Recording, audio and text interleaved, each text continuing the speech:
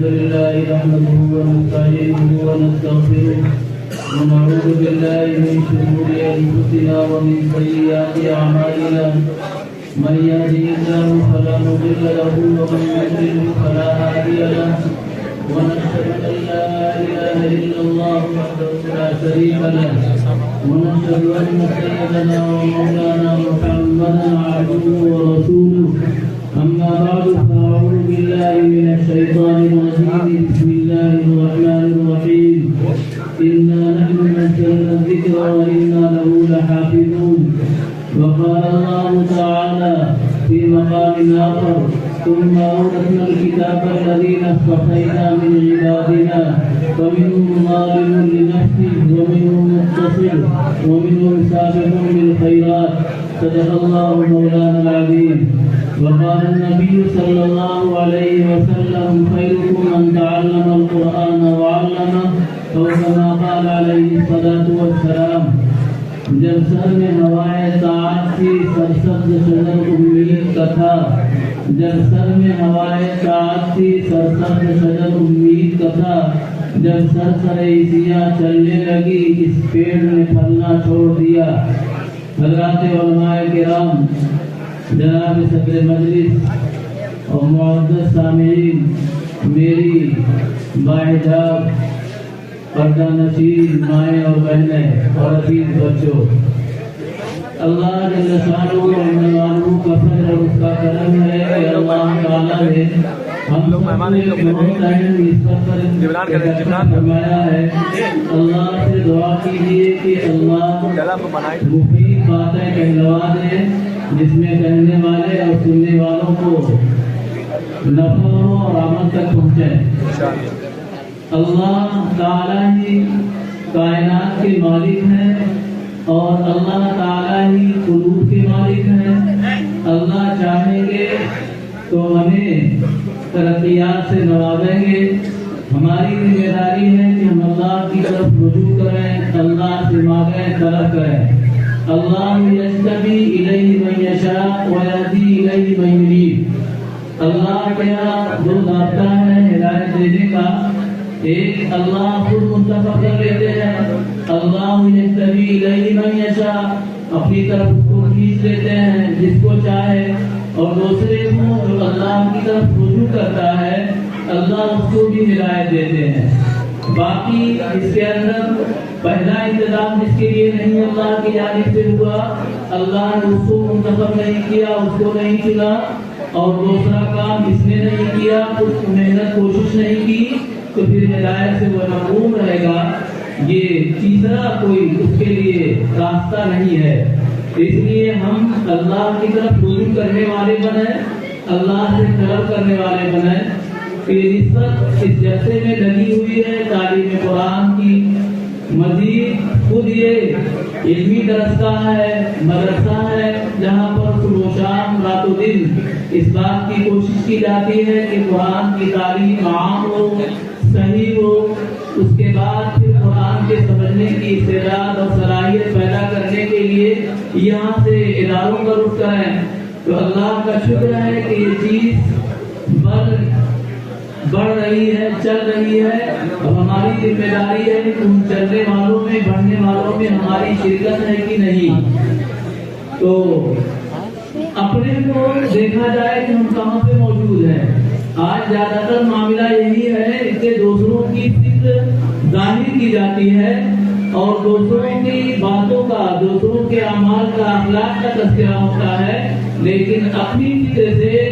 اپنے اخلاق سے اپنے معاملات سے ہم غافل کرتے ہیں تو کوشش یہی ہونی چاہیے کہ ہم اپنی فکر کریں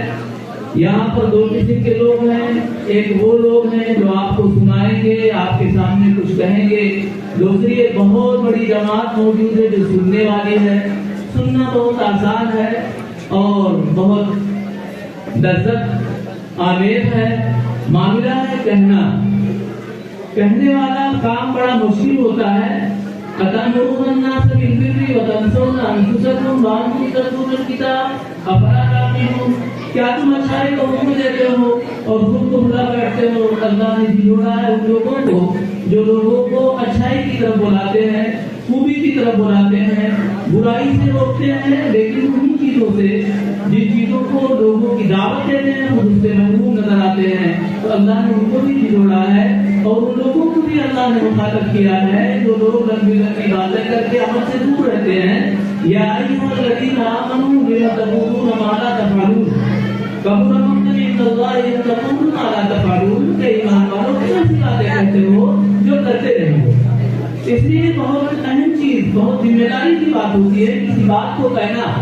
یہ کہنے والے کی پہلی فکر ہونی چاہیے کہ یا تو وہ بات کہوں جو میرے عمل کے اندر ہے، یا کبھی اللہ تعالیٰ ایسی بات کہلواتے ہیں جو عمل کے اندر نہیں ہے، اس کہنے میں جھجکنا نہیں چاہیے۔ وہ اللہ اس وقت بات ڈالتے ہیں کہ بات کہو تاکہ تمہارا دل اس کی طرف متوجہ ہو کہ میں کہہ جا رہا ہوں تو میرا عمل کیسا ہے۔ اس لیے کبھی آئی نہیں بات جو اپنے عمل کے خلاف ہو، ہمارا عمل اس کے خلاف چل رہا ہے لیکن اللہ نے دل میں بات ڈالی تو اسے کٹنے کی ضرورت نہیں ہے، اسے سچائی کے ساتھ، خوبی کے ساتھ رکھنے کی ضرورت ہے۔ تو اللہ نے جو کتاب ہم کو عطا فرمائی ہے، اس کتاب کی جو نسبت عطا فرمائی ہے وہ نسبت اللہ کی جانب سے انتخاب ہے۔ اللہ نے فرمایا کہ ہم نے اس کتاب کو وارث بنایا، تم اورثنا الکتاب الذین اصطفینا من عبادنا، کہ ہم نے اس کتاب کا وارث اپنے منتخب بندوں کو بنایا۔ اللہ نے جو کتاب عطا فرمائی یہ تمام امتوں میں اس امت کا اللہ نے انتخاب فرمایا ہے۔ اللہ کا یہ کتاب جسے کلام اللہ، کتاب اللہ دونوں شرط حاصل ہے۔ باقی تو کتابوں کے اندر کتاب کا نام جاتا لیکن کلام اللہ کا شرط ان کو نہیں حاصل ہوتا، لیکن اس اللہ کی کتاب کو دونوں شرط حاصل ہے، کلام الہی ہے، کتاب الہی ہے۔ تو اللہ نے جو کتاب اس امت کو اس کا وارث بنایا کہ ہم نے اپنے بندوں کو منتخب کیا، منتخب بندوں کو یہ کتاب ہم نے ان کے حوالے کیے، امت منتخب شدہ ہے اور اللہ نے اس کتاب کا اس کو وارث بنایا۔ ایک طرف وارث بنانے کے بعد کتاب کے حقوق کی ادائیگی کے سلسلے میں امت کا عمل کیا رہا، اللہ نے اس کو 3 جماعتوں میں تقسیم کرتے ہوئے ان کا تذکرہ فرمایا ہے کہ جب ہم نے ان کو وارث بنایا اپنی کتاب کا، ثم اورثنا الکتاب الذین اصطفینا من عبادنا،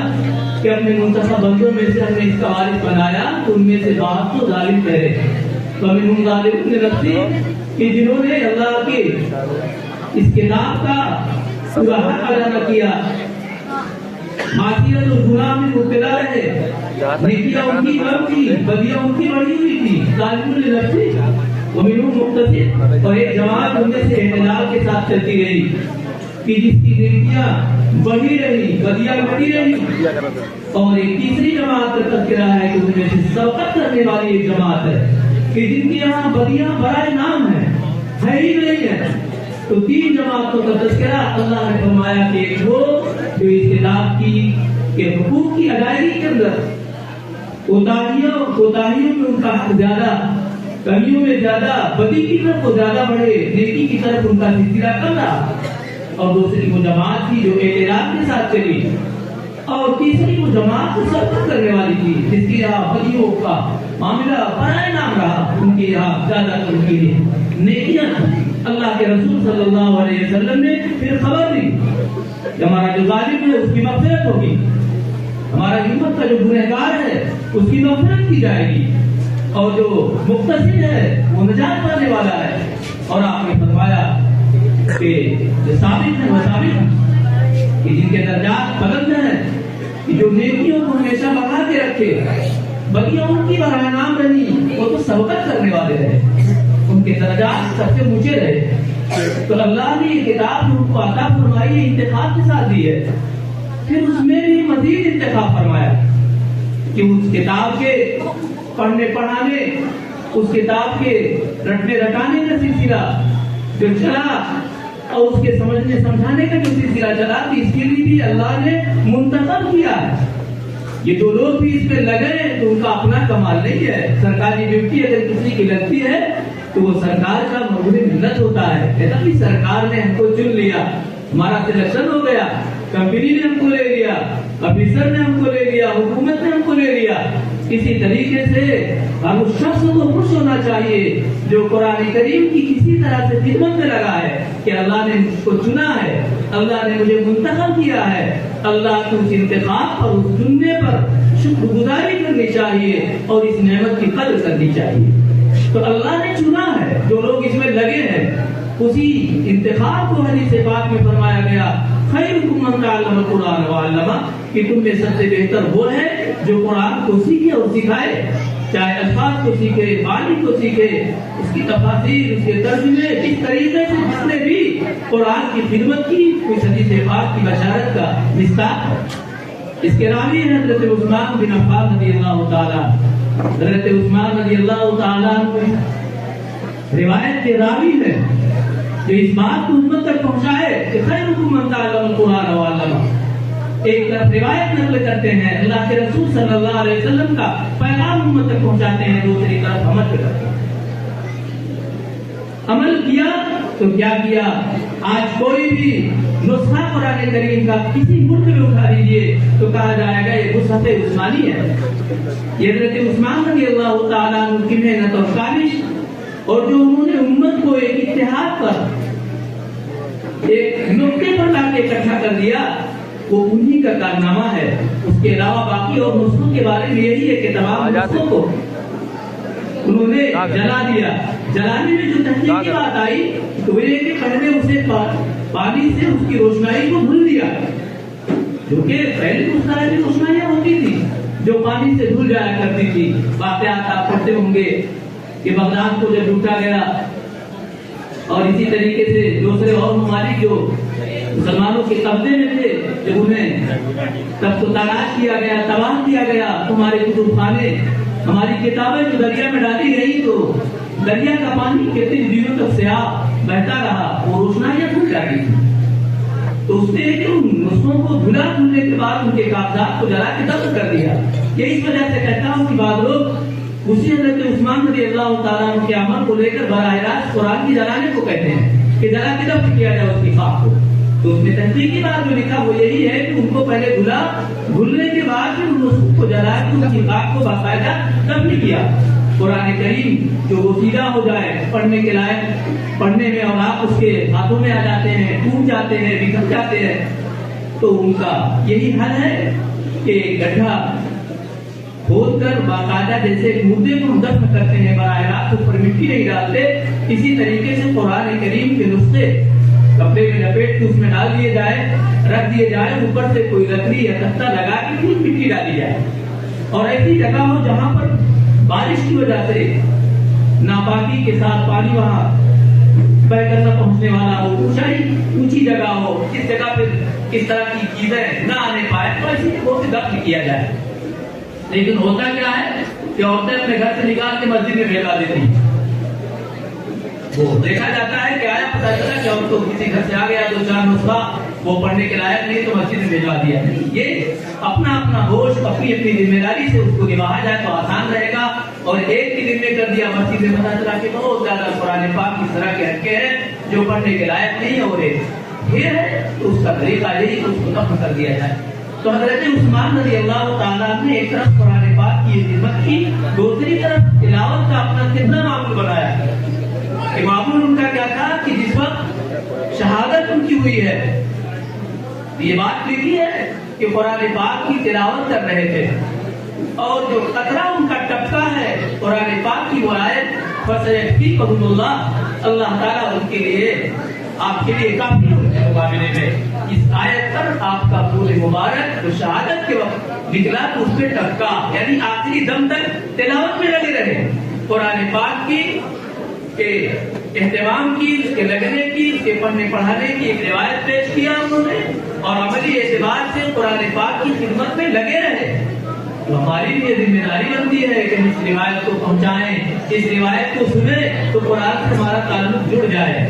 ہم قرآن پاک کی تلاوت کرنے والے بنے، اور تلاوت کرنے کے ساتھ سمجھنے والے بنے، عمل کرنے والے بنے، اور پھر اللہ کو اس پیغام کو، حکم کو جس کو سمجھا عمل میں لائے دوسروں تک پہنچانے والے بنے۔ یہ ذمہ داری ہوتی ہے۔ تو اللہ کا شکر ہے کہ یہ مکاتب، یہ مدارس اس خدمت کو ابتدائی درجے میں اچھے طریقے سے انجام دیتے ہیں۔ اور یہ اللہ کا بہت بڑا فضل ہے اس اعظم گڑھ پر. اس وقت نگاہ کو اٹھایا ہوگا، دیکھا ہوگا کہ بہت طرح کی مصیبتیں اعظم گڑھ سے ہٹ کر دوسری جگہوں پر آئی، اور اعظم گڑھ کے اوپر ایک حال آیا. اس وقت بھی اللہ نے اس ضلع کو بچائے رکھا. یہ قرآن پاک کی خدمت کا صلہ ہے، قرآن پاک کی خدمت کی برکت کا یہ اللہ تعالیٰ نے ثمرہ عطا فرمایا ہے کہ اس ضلع کو بھی اللہ نے عزت عطا بخشی ہے. اور پہچانا جاتا ہے ضلع اسی سے کہ یہاں مدرسے مکاتب بہت ہیں، بڑے بڑے مدرسے بھی ہیں، بڑے بڑے مکتب ہیں.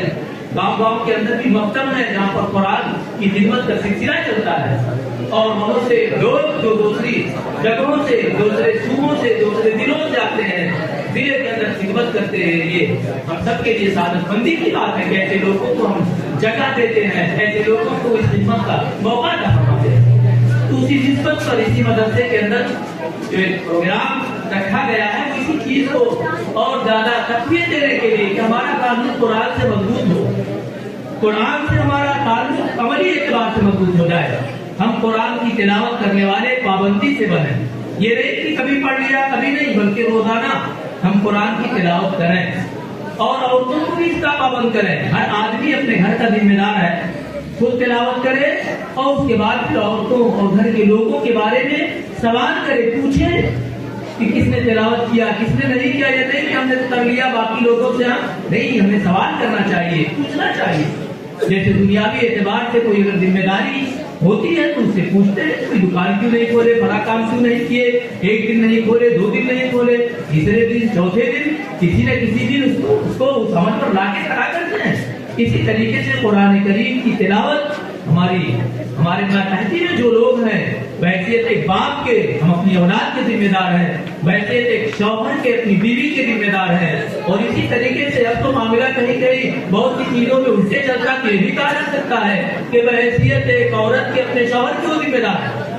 اس لیے کی ذمہ داریاں نبھاتے ہوئے عورتیں نظر آتی ہے. پتہ چلا کہ کہا کپڑا خریدنے کا اپنا کرنے نہیں، ان کا بھی لینا ہے، ان کی لنگی لینی ہے، ان کا سارا کپڑا لینا ہے، اس لیے کہ ذمہ داری ہماری ہی ہے. تو جب اس طرح کی ذمہ داریاں عورتیں بیچاری نبھا رہی ہیں تو دینی اعتبار سے بھی ذمہ داری نبھائے کہ ہاں آپ نے تلاوت کی کہ نہیں کی. ہم نے تلاوت تو کرنی، آپ نے نہیں کیا. تو دونوں ایک دوسرے کی ذمہ داری میں اس چیز پر ایک دوسرے کو لانے کی کوشش کریں کہ قرآن کی تلاوت ہونی چاہیے. قرآن روزانہ اللہ نے اس کتاب کو کتنا عام کیا ہے، اتنی ضروری اسی اعتبار سے اللہ نے اس کو عام کیا ہے. اور اس کتاب سے جس طریقے سے بھی تعلق ہو، تلاوت کے اعتبار سے تعلق ہوگا، اس کو نفع ملے گا. یہ نہیں کسی سے تلاوت بھی ایک مقصد ہے قرآن کے نزول کا. اللہ نے اپنے پیغمبر علیہ السلام کا ایک عمل بتلایا کہ جو تلاوت کرتے ہیں قرآن پاک کی آیات کو پڑھ کے سناتے ہیں اور اس کے بعد پھر تزکیہ کرتے ہیں، پھر کتاب کو سکھلاتے ہیں. تو اس عمل کا آپ کے منصب نبوت کا ایک کام، ایک عمل یہ بتایا گیا ہے کہ آپ تلاوت کرتے ہیں قرآن پاک، اس لیے تلاوت کی جائے. ابھی تلاوت کی گئی، حضرت نوح علیہ السلام کا واقعہ سامنے آیا اور اس قوم کا حال ذکر کیا گیا کہ جس قوم کو بلایا جاتا ہے تو اپنے کانوں میں کیا کرتی ہے، انگلیاں ڈال لیتی ہے، تم سنیں گے نہیں. وہی پر دوسری آیت ٹکرائی سامنے، وقال الذین کفروا لا تسمعوا لهذا القرآن، کافروں نے کہا کہ اس قرآن کو مت سنو، ہنگامہ کرو، شور کرو. تو کبھی بھی دانستہ طور پر شور کیا جاتا ہے، کبھی غفلت سے شور ہوتا ہے، جیسے شور شروع ہی سے چل رہا ہے، تھوڑا تھوڑا شور چل رہا ہے. تو ایسا نہیں ہونا چاہیے. جہاں اللہ کے دین کی بات ہو، قرآن کی تلاوت ہو، اللہ کے رسول صلی اللہ علیہ وسلم کا تذکرہ ہو، وہاں تم کو خاموش رہ جائے کہ نہیں بھائی. کہنے کو تو کبھی کبھی کہا جاتا ہے کہ لوگ مثال دیتے ہیں کہ عورتیں اکٹھا ہو جاتی ہیں 2-4 تو اس میں سب بولتی ہے. اور اب تو یہ دیکھا جاتا ہے کہ میں دیکھتا ہوں جہاں 2-4 لوگ بیٹھے رہتے مردوں میں سب بولنے کی کوشش کرتے ہیں، سب بول رہے ہیں. ایک آدمی بول رہا ہے، خاموشی سے بولا جائے، سب بولنے کی کوشش کرتے تو سب کو نہیں بولنا ہے. ایک آدمی جب خطاب کرے، یہی تو ہمارے یہاں ہے کہ بھائی امام جب قرأت کرے گا تو مختلف سورۃ فاتحہ نہیں پڑھے گا، اس لیے کہ سب کو سننا ہے. وَإِذَا قُرِئَ الْقُرْآنُ فَاسْتَمِعُوا لَهُ وَأَنصِتُوا لَعَلَّكُمْ تُرْحَمُونَ. وہ اب تمہاری ترجمہ نہیں کرتا ہے اور امام قرأت کا ضابط بنایا گیا جب وہ تلاوت کرے گا تو جب قرآن پڑھے گا تو باقی لوگوں کو اگر سننے میں آ رہا تو سنے، نہیں تو خاموشی سے متوجہ رہیں گے. اس لیے قرآن جب بھی پڑھا جائے، یہ نہیں کہ ہاں بھائی ابھی تو قاری صاحب پڑھ رہے ہیں تو ہم لوگ بات میں کریں نہیں، جب بھی پڑھا جائے تو سنا جائے، سننے کی آواز آ گئی تو سنا جائے، نہیں کہ بچوں کے ساتھ بیٹھے رہیں اور اس کے بعد یہ نہیں کہ اپنی بات شروع کر دی جائے۔ تو یہ ایسی قوموں کا تذکرہ قرآن میں ہے کہ جو اللہ کی دین سے بغاوت کرتے تھے، پیغمبر کی باتوں سے اعراض کرتے تھے کہ نہیں کون جائے گا، کون سنے گا، جو بھی ان سے بڑھ سکتا تھا کہ کسی طریقے سے یہ بات ہم تک آنے نہ پائے، ہم اس کو سن نہ سکیں، چاہے اپنے ہنگامے سے اس کو رد کر دیں، چاہے اپنے کانوں میں انگلیاں ٹھوس کے اور اس سے ہم بات رہ جائیں تو رہ جائیں۔ لیکن اللہ جن کو منتخب کر لیں گے، جن کو چن لیں گے، وہ سننے پر مجبور ہوں گے، سنانے پر مجبور ہوں گے، پڑھنے پر مجبور ہوں گے، پڑھانے پر مجبور ہوں گے۔ یہ اللہ کا وعدہ ہے کہ اس کتاب کو ہم نے نازل کیا ہے، ہمیں اس کے موافق ہے، حفاظت کا اللہ نے اس کتاب کا وعدہ لیا ہے اور یہ کتاب قیامت تک رہے گی۔ جیسے پیغمبر آخری، اسی طریقے سے کتاب آخری، پیغمبر کی کہ لائے ہوئے احکامات اور پیغمبر کو جو دی ہوئی کتاب ہے وہ آخری کتاب ہے تو آخر تک چلتی رہے گی۔ تو اس کی حفاظت کا اللہ نے اپنے دل میں وعدہ لیا ہے کہ ہم اس کی حفاظت کریں گے، ہم اس کے نازل کرنے والے ہیں۔ تو اللہ حفاظت کرنے میں جن آلات کو اللہ استعمال کر رہے ہیں وہ آلات مسلمانوں کے معصوم بچے ہیں کہ جو ایک ایک حرف کو یاد کرتے ہیں، رٹتے ہیں، اور جب رٹنے پہ آتے ہیں، یاد کرنے پہ آتے ہیں تو اللہ کی کھلی مدد ملتی ہے۔ یہ قرآن کا معجزہ ہے کہ اس طرح سے اور کسی کتابوں کے حافظ آپ کو نہیں ملیں گے، کسی اور دوسری کتابوں کی اس طرح سے اتنی بڑی تعداد میں قرآن کی حفاظت کرنے والے جو لوگ ہمیشہ سے ملے اور ملتے رہیں گے، اس طرح کے اور دوسری کتابوں کے حافظ نہیں ملیں گے۔ آگے یاد کرنے پر تو یاد کر دیا۔ حضرت شیخ الہند رحمۃ اللہ علیہ کا معاملہ، مولانا قاسم نانوتری رحمۃ اللہ علیہ کا معاملہ، اسی طریقے سے حضرت مولانا حسین احمد مدنی رحمۃ اللہ علیہ، ان حضرات کے واقعات میں ملتا ہے کہ سفر میں چلے، حج کا موسم آ گیا، موسم کے لیے حج کے لیے نکلے، لیکن دریا کا سفر ہوتا تھا، لمبا سفر ہوتا تھا، تراویح کا موقع آ گیا، رمضان کا مہینہ آ گیا، ایک دن تراویح سورہ تراویح ہو گئی، اس کے بعد غیرت جوش میں آئی کہ قرآن کی مکمل قرآن کی تراویح میں ہو، یہ کیسے ہوگا؟ حضرت مدنی رحمۃ اللہ علیہ یاد کرنے پہ آ گئے، روزانہ 3 پاؤں یاد کرتے اور تراویح میں پڑھنا شروع کر دیا۔ اسی طریقے سے دوسرے مقابل میں بات ملتا ہے کہ روزانہ 1 پارہ یاد کر لیا کرتے تھے اور تراویح میں سنا دیا کرتے تھے۔ اور وہیں پر ایسا بھی ہے کہ پتہ چلا کہ آج کے دور میں 10 حافظ موجود ہے اور سورہ تراویح چل رہی ہے۔ غیرت ہماری ہم کو جھوڑے کہ اللہ نے اتنی بڑی دولت سے ہم کو نوازا ہے تو ہم اس دولت کو لے کر کنارے رہیں، اس دولت کی ہوتے ہوئے ہمارے لیے چیز نہ ہو۔ اس لیے اللہ نے جو نسبت ہم کو عطا فرمائی ہے اس نسبت کی لاج رکھیں اور قرآن کی تلاوت کا اہتمام کریں،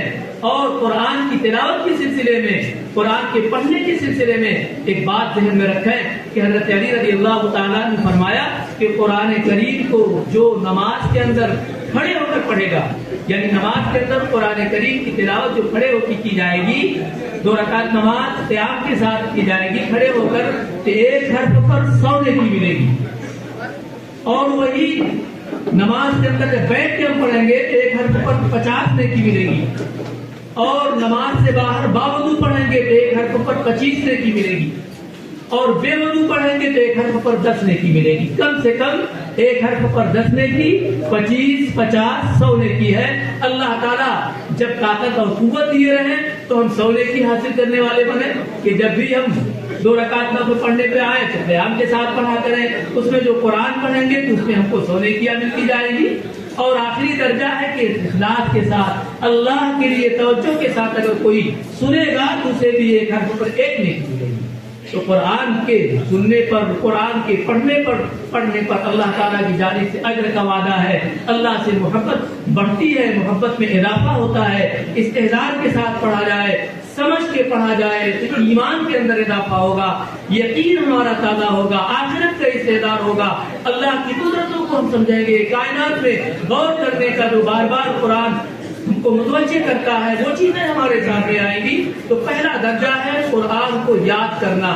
قرآن کے الفاظ کو درست رکھنا۔ یہ چیز کہاں سے چلے گی؟ مکتب سے چلے گی۔ مکتب سے اپنے بچوں کو جوڑے رکھیں۔ جب تک کہ قرآن مکتب کے اندر باقاعدہ طور پر مکمل نہ کر لیں تب تک یہاں سے مکتب سے بچوں کے نکالنے کی ضرورت نہیں ہے۔ پہلی فرصت میں اپنے بچوں کو، بچیوں کو مکتب میں داخل کر کے، اور مقصد کیا ہو کہ ان کو بہترین قرآن پڑھنا آ جائے، قرآن ان کا بہترین ہو جائے، اس کے لیے داخل کرتے ہیں ہم۔ یہ نہیں کہ ان کی انگلش بہت اچھی ہو جائے، ان کی سائنس بہت اچھی ہو جائے، ان کا میتھ بہت اچھا ہو، یہ سب چیزیں بعد میں اچھی ہو جائیں گی، لیکن اگر اچھی کی جائے قرآن کے ساتھ ان کو تو ٹھیک، لیکن قرآن کو پیچھے کر کے باقی ان پر توجہ بڑھا دی جائے، قرآن ہمارا کمزور ہو جائے، پڑھنے کے طریقے اس کے بدل جائیں، تو یہ چیز نہیں ہونی چاہیے۔ ترجیح قرآن کی ہو، اس لیے کہ قرآن یہاں جو پڑھ لیں گے کسی طریقے سے دینیات جو چیزیں ان کے سامنے عقائد کی اور عبادت کے تعلق سے جو چیزیں آ جائیں گی وہ بعد میں ملنے والی نہیں ہے۔ تو قرآن کو بہترین انداز میں پڑھنے پڑھانے کا جو سلسلہ چلا ہے اس کی قدر کی جائے، اور ایسے قاریوں کے ایسے اساتذہ کی اور حوصلہ افزائی کی جائے، عزت افزائی کی جائے، ان کو موقع دیا جائے۔ ان میں پھر بات وہی آتی ہے کہ تنخواہ کا جب معاملہ آتا ہے تو تنخواہ ہم لوگ کم سے کم دیتے ہیں۔ جب یہ چیز مسلم ہے کہ جو اپنے لیے پسند کرو، حدیث پاک میں آتا ہے وہی اپنے بھائی کے لیے پسند کرو،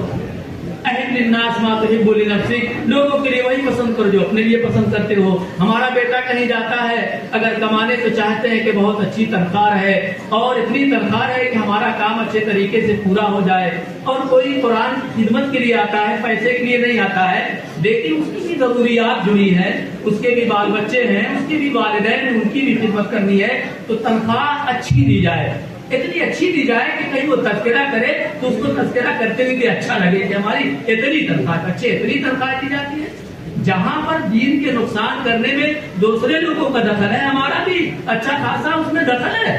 ہم نے اس کی ویلو گھٹا دی، ہم نے استاد کی تنخواہ بہت کم کر دی، جبکہ قوم دینے کے لیے تیار ہے، کوئی بڑھا کے تو دیکھے۔ اتنی بڑی بڑی تعمیریں ہوتی اس کے لیے قوم پیسہ دینے کو تیار اور قوم سے اصول کے لوگ لاتے ہیں، لیکن تنخواہ کے نام پر اتنی دی جاتی ہے کہ پریشان حال رہے۔ بات تو کہتے ہیں کہ اسی حال میں رہے تو ٹھیک رہے گا، زیادہ ملے گا تو یہ بہک جائیں گے، نہیں اتنا زیادہ نہیں ہو پائے گا، جو بھی کوشش کوئی کرے گا اتنا زیادہ نہیں ہوگا کہ بہکنے کی نوبت آئے گی۔ یہ دل جمعی کے ساتھ اطمینان کے ساتھ قرآن کی خدمت میں لگے رہیں تو اچھی تنخواہ دی جائے تاکہ وہ اطمینان سے کام کریں، وہ دو چار اور کام اپنے ساتھ بڑھانے کی کوشش نہ کریں۔ تو قرآن کی خدمت جو لوگ کرنے والے ہیں اعزاز اور اکرام کے ساتھ، ایک بات بہت اہم چیز یہ ذہن میں رہے کہ ہم کسی کی خدمت کرتے ہیں، کسی کو دیتے ہیں، صدقہ دیتے ہیں، خیرات دیتے ہیں، امداد کرتے ہیں، تحفہ دیتے ہیں، ہدیہ دیتے ہیں، اس کے اندر ہمارے اندر یہ جذبہ کہ اعزاز اور اکرام، اس کی تقریم، اس کی عزت نفس کی پوری حفاظت کی جائے۔ یہ نہیں کہ کسی کو ہم نے ہدیہ دیا، کسی کو چندہ دیا، کسی کو پیسہ دیا، کچھ دیا اور اس کی تقریم اور اس کی عزت نفس کا خیال نہ کیا جائے، نہیں، ایسا نہیں کرنا چاہیے۔ عزت نفس کو بچایا جائے۔ ایک چیز کو ہم دے رہے ہیں، مان لیجیے تنخواہ ہی دے رہا ہے، نکاح کے بعد مولوی صاحب کو پیسہ دینا ہے، بعض مرتبہ ہنسی آتی ہے کہ سب ایسا دیتے ہیں جیسے وہ ٹرک والے پولیس والے کو دیتے ہیں، پیسہ لپیٹ کے دیں گے، معلوموں کا بہت ڈھیر ہے، نہیں، ان کو لفافے میں دیا جائے اور اکرام کے ساتھ دیا جائے۔ یہ نہیں کہ جیسے فارغ ہوئے پڑھا کے فوراً ان کو تھمایا دیا جائے، ہاتھ میں دے دیجیے جلدی سے، نہیں، ایک کنارے جائیں گے ان کو عزت سے پکڑا دیجیے۔ اسی طریقے سے اور بہت سے مواقع ایسے آتے ہیں، تنخواہ دینا ہے ہم کو، استاد کو لفافے میں بند کر کے باقاعدہ ان کے کمرے میں لے جا کے دیا جائے، یہ نہیں کہ ان کو بلوا لیا جائے اور کسی سے پکڑا دیا جائے۔ اصول ہوتے ہیں ہمارے علماء کے، ہمارے حفاظ کے، احترام کے، اکرام کے۔ ایک رشتے دار کی ہم خدمت کرنا چاہتے ہیں، اس کو یہ محسوس نہ ہو ان کو غریب سمجھ کے دے رہے ہیں، یہ نہیں کہ ایک موقع پر دیا جائے، دوسرے موقع پر اس کی تحقیر کی جائے، اس کو ڈانٹا جائے یا اپنے انسانات کو گنوایا جائے، تو تقریم کا خیال کیا جائے کہ کسی بھی شخص کی اگر اعانت کی جائے تو عزت نفس کو سامنے رکھا جائے۔ تو قرآن کی خدمت کرنے والے بڑے لوگ ہیں، یہ نسبت اور تعلق بہت بڑا ہے، جو نسبت ان کو حاصل ہے وہ اللہ کی کتاب سے ان کا تعلق ہے، اللہ سے ان کا تعلق ہے، یہ اللہ کے اپنے خاص لوگ ہیں، منتخب لوگ ہیں۔ اس لیے اپنے بچوں کے بارے میں بھی ہمیں فکر کرنی چاہیے کہ جو ہمارے بچے اس میں لگے ہیں، اور ایک بچہ ہمارا وہاں بھی جاتا ہے، دوسرے اسکولوں میں جاتا ہے، کالجوں میں جاتا ہے، ایک بچہ ہمارا قرآن پڑھنے جاتا ہے، دونوں کے رکھ رکھاؤ میں، دونوں کے لاڈو پیار میں، دونوں کے اپنے جھکاؤ میں ہمارا کیا معاملہ چل رہا ہے، اس پہ ہماری پوری نظر رہنی چاہیے کہ ایک تو مادیات کی طرف پڑھ رہا ہے، ایک عاجلہ کو حاصل کرے گا، اور ایک ہے کہ پردے کے پیچھے ساری چیزیں ہیں، بشارتیں ہیں کہ بھائی حافظ قرآن ہے تو اس کے والدین کے لیے بشارت ہے کہ تاج پہنایا جائے گا، حافظ کے لیے اور باقی لوگوں کے لیے تو درجات طے ہو گئے، لیکن حافظ کے بارے میں حدیث پاک میں آتا ہے کہ ان سے کہا جائے گا کہ پڑھتے جاؤ چڑھتے جاؤ،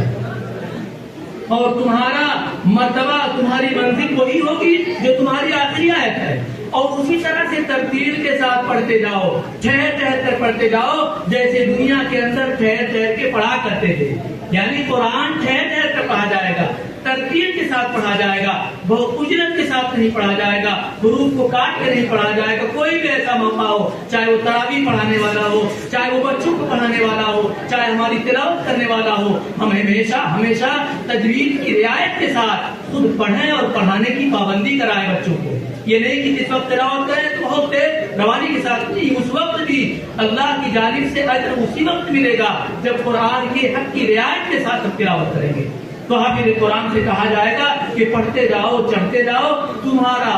مقام, تمہارا مرتبہ وہی ہوگا جہاں تمہاری آیت ہوگی. یہ اس کے اوپر ہے کہ جتنے ہی زیادہ اور ٹھہر کے ساتھ اور ترتیل کے ساتھ پڑھتا جائے گا, چڑھتا جائے گا. اور اس کے والدین کے لیے بشارت ہے. تو اللہ تعالیٰ کا یہ انعام, اللہ کا یہ فضل, اللہ کا یہ احسان ہے کہ اللہ تعالیٰ نے یہ موقع ہم کو عطا فرمایا. اور جن کے بچے پڑھنے پڑھانے میں لگے ہیں ان کے پاس یہ چیز ہے, جن کے بچے نہیں یا وہ موقع ہاتھ سے ان کے نکل گیا ہے تو ان کے سامنے دوسرا راستہ موجود ہے کہ ایسی جگہوں کا وہ تعاون کریں, مدد کریں اور اپنے مال کا ایک حصہ اپنی تعلیم پر لگائیں. خصوصی طور پر مذہبی تعلیم, مذہب کی تعلیم جب تک چلتی رہے گی تب تک دین باقی رہے گا. دینی تعلیم سے جب لوگ ہٹیں گے تو دین مٹتا جائے گا. تعلیم ہی سے دین باقی رہے گا. جس دین کو, جس مذہب کو مٹتا ہوا آپ دیکھیں گے اس کی تعلیم ندارت ہوگی, تعلیم سے لوگ دور ہوئے ہوں گے. اور یہ دین باقی ہے, دین کا چرچا ہے, اسی تعلیم کا نتیجہ ہے جو تعلیمی سلسلہ پہلے سے چلا آ رہا ہے. اور اس سلسلے کو اور بہتر بنانے کی کوشش کی جائے, اس کو کہیں سے پھیکا نہ کیا جائے. اور بات آئی کہ وہی کہ جو ہمارے بچے مختلف جگہوں پہ پڑھتے ہیں, ایک بچہ مکتب میں آتا ہے تو موازنہ کرنا چاہیے کہ ہماری توجہ کس کی طرف کیا ہے اور کس کی طرف کم ہے, کس کی طرف زیادہ ہے. اور کوشش یہی ہونی چاہیے کہ اپنے لوگوں میں سے کوئی نہ کوئی ایک اس کام کے لیے ضرور رہا کرے کہ جو قرآن کو سیکھے, قرآن کو پڑھے اور اسی میں لگا رہے.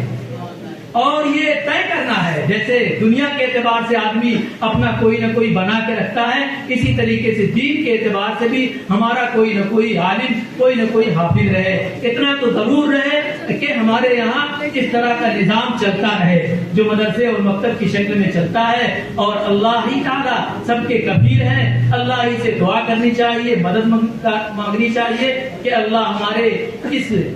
خدمت کو, ہمارے اس کہنے کو, سننے کو قبول فرمائے. وآخر دعوانا الحمدللہ.